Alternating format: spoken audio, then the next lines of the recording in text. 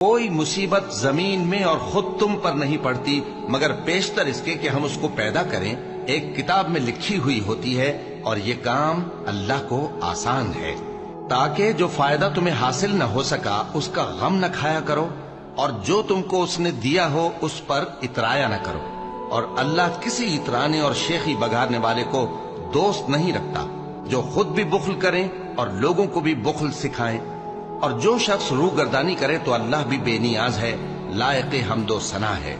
ہر شخص اپنے کرتوتوں کے باعث گرفتار ہوگا، مگر داہنی طرف والے نیک لوگ جنتوں میں ہوں گے اور پوچھتے ہوں گے، یعنی آگ میں جلنے والے گناہگاروں سے، کہ تم دوزخ میں کیوں پڑے؟